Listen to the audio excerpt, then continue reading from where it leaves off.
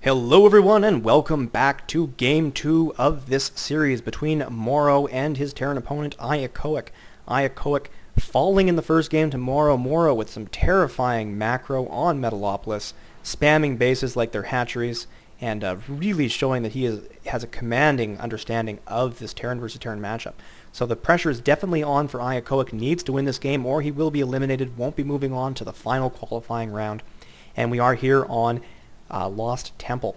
Once again, do want to thank those sponsors, iFixit, SCVs for the real world, and the Handsome Nerd and Esports United. So all three of those sponsors generously donating and bringing out these big names. iEchoic playing identically to the previous game, building the supply depot right next to his first geyser, dropping that down later, and we'll be scouting with this SCV, I suspect. Meanwhile, MorroW doing the exact same thing, and we saw a later scout from MorroW last time, so he is a bit of a more internal player, prefers to keep his affairs in order rather than go advancing out and seeing what's going on. A lot of that is because in Terran versus Terran, there aren't many timing attacks that are especially frightening. You're building units no matter what. All you really need to worry about are Banshee plays or drop plays, and that a later scout is more than effective to detect those in time. Both players, again, total mirrors. Barracks at the same time. We'll see the orbital commands and the refineries at the same time. Sure enough, there they are. So we'll see where they diverge. Most likely going to be the mix-up between factory, starport, and barracks units, and the timing of expansions. iEchoic definitely opted for a more aggressive play with those Thor drops, which were quite effective in the first instance, but the additional attempts really did not do well.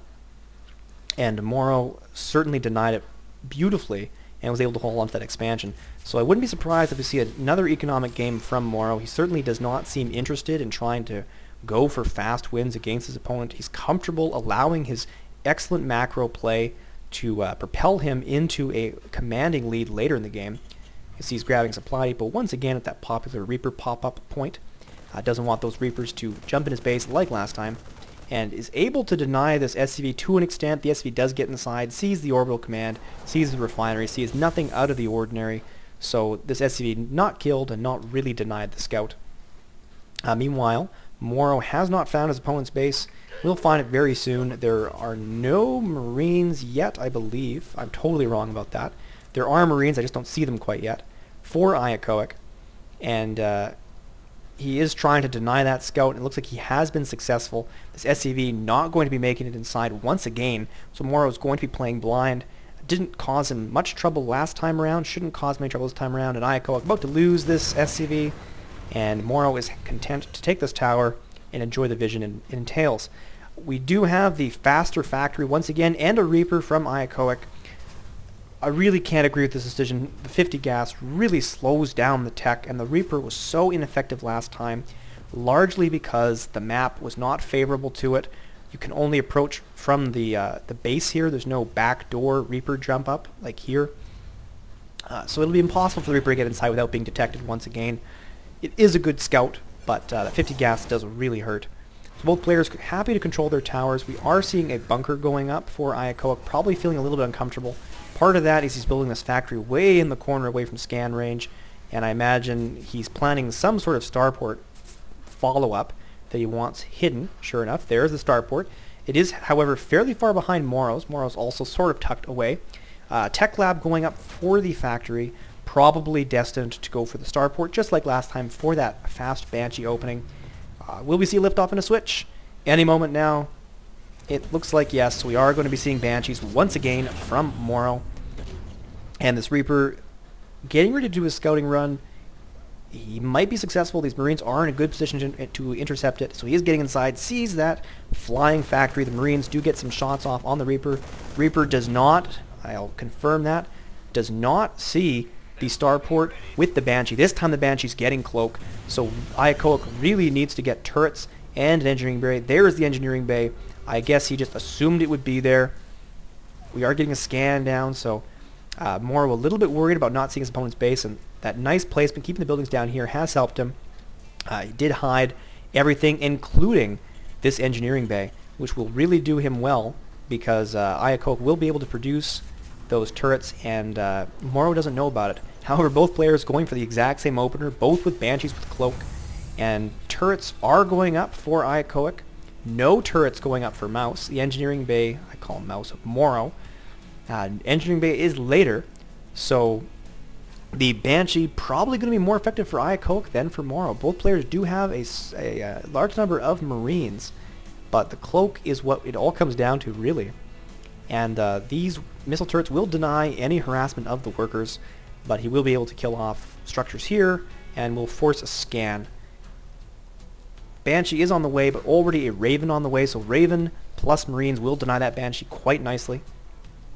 And MorroW is going to try. There is the missile turret, forced to fly away. He did not get one SCV, but he's found the sweet spot out of range. He's able to finish off one SCV, two SCVs, three SCVs, almost four. And he is going to try. He moves in a little bit closer, still finding that sweet spot, gets another SCV. The Marines are on the way. Do we get a Cloak? There is the Cloak, but he is too close. Missile turrets provide detection at a longer range, then they shoot, and the Marines are able to kill it. And iEchoic's Banshee is on the way.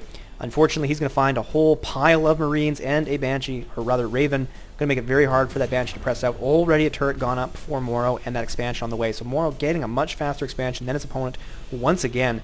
And iEchoic's going to have a tough hill to climb to try and balance things out. Does Cloak, gets a free couple of Marine kills, happy with that. But already the Raven's in pursuit. This Banshee very close to death. The Marines and the clutch Viking pops out of the starport and instantly shoots it down. The Banshee is destroyed, so units lost heavily in favor of MorroW. He has killed a ton of SCVs in that attack, and you can see it there, 32 over 25, just the lead you need in Terran versus Terran, that macro edge, so nice. And I have to say, MorroW definitely has a more impressive unit composition and production facilities. Now tons of barracks going down for iEchoic. He recognizes the need to beat his opponent on the ground, has that expansion. It's a little bit behind though, and that just seems to be the theme consistently throughout this match. MorroW and iEchoic playing very similar, but iEchoic just a little bit behind at every step. And here comes that press.